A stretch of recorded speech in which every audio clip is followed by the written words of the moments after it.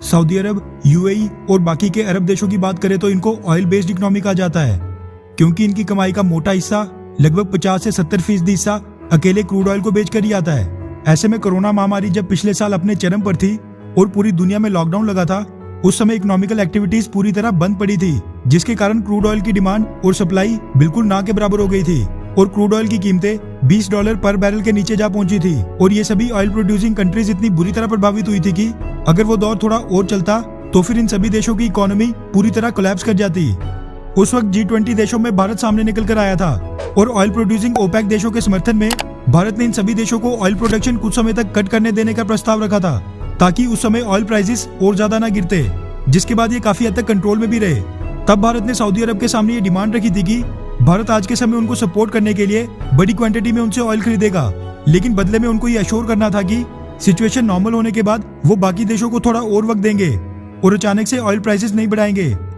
उस समय ऐसा हुआ भी और भारत ने अपने स्ट्रेटेजिक रिजर्व्स पूरी तरह भर दिए थे और कई बिलियन डॉलर सऊदी अरब और ओपेक देशों को दिए थे। मगर अब कोरोना की वैक्सीन आने के बाद जैसे जैसे सिचुएशन नॉर्मल होते जा रही है, सऊदी अरब और ओपेक देश अपने वादे से पीछे हट रहे हैं और क्रूड ऑयल के दाम लगातार बढ़ाने के लिए ये सभी देश आपस में सांठगांठ करके क्रूड ऑयल प्रोडक्शन में बड़ी कटौती कर रहे हैं, ताकि क्रूड ऑयल के प्राइसेस और डिमांड दोनों ही तेजी से बढ़े, जिसकी वजह से आज की डेट में क्रूड ऑयल के प्राइस $15-20 पर बैरल से सीधा उछलकर $65 से $70 पर बैरल तक जा पहुंचे हैं। और अभी ये कीमतें इससे भी ज्यादा ऊपर जाने का अनुमान लगाया जा रहा है, क्योंकि ओपेक देशों ने ऑयल प्रोडक्शन में सबसे बड़ा कट अप्रैल के महीने में करने का फैसला किया है। अब भारत में पहले ही पेट्रोल और डीजल के दाम केंद्रीय सरकार और राज्य सरकारों के मनमाने टैक्स की वजह से ₹100 के पार पहुंचने वाले हैं। ऐसे में अप्रैल के महीने में होने वाली क्रूड ऑयल प्रोडक्शन में कटौती से भारत में पेट्रोल और डीजल के प्राइसेस 115 से ₹120 तक चले जाने का अनुमान था। इसीलिए प्रधानमंत्री नरेंद्र मोदी जी ने सऊदी अरब के क्राउन प्रिंस मोहम्मद बिन सलमान को 2 दिन पहले फोन मिलाया था, जिसके बाद अब सऊदी अरब ने भारत की बात मान ली है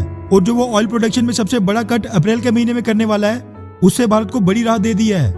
दरअसल the times of India, energy world, Reuters, Deccan Herald और कई बड़े बड़े मीडिया हाउसेस के हवाले से ये मीडिया रिपोर्ट सामने निकल कर आ रही है कि सऊदी अरब ने बाकी एशियन देशों की रिफाइनरीज की सप्लाई में बड़ा कट करने का ऐलान किया है, जबकि भारत की सप्लाई सऊदी अरब बरकरार रखेगा और उसमें किसी भी तरीके का कट नहीं होगा। मजे की बात तो यह है कि चाइना की रिफाइनरीज की सप्लाई में भी कट देखने को मिलेगा और जापान की रिफाइनरीज को सबसे ज्यादा 10 से 15% का कट मिलेगा।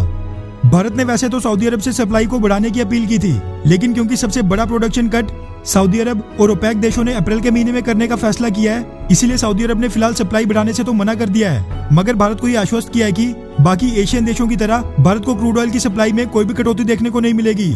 वैसे ये फैसला क्राउन प्रिंस मोहम्मद बिन सलमान और पीएम मोदी के बीच फोन कॉल के बाद आया है, लेकिन ये भी अभी टेम्परेरी राहत है। चाइना तो अपनी सप्लाई में कट की भरपाई अमेरिका के सैंक्शंस के खिलाफ जाकर ईरान से क्रूड ऑयल खरीद कर रहा है। वहीं जापान और भारत जो अमेरिका के अलाइज हैं, उन्हीं को ईरान और वेनेजुएला के क्रूड ऑयल पर लगे प्रतिबंध के कारण सबसे बड़ा नुकसान उठाना पड़ रहा है। ऐसे में कुछ एक्सपर्ट्स का यह भी मानना है कि भारत को भी चाइना की तरह अपना फाइनेंशियल स्टेटस देखते हुए ईरान से क्रूड ऑयल इंपोर्ट शुरू कर देना चाहिए। और जहां तक रही अमेरिका की बात, जितनी जरूरत आज की डेट में भारत को अमेरिका की है, उससे कई गुना ज्यादा जरूरत अमेरिका को चाइना को काउंटर करने के लिए भारत की है। खैर, आपकी इस बारे में क्या राय है? क्या ईरान से ऑयल इंपोर्ट्स को दोबारा से शुरू कर देना चाहिए, हाँ या फिर नहीं? नीचे कमेंट करके अपनी राय जरूर बताएं। अच्छा सुनो, चैनल को सब्सक्राइब करो, उसके बाद घंटी बजा देना ताकि अगली वीडियो आपसे मिस ना हो पाए। Thank you.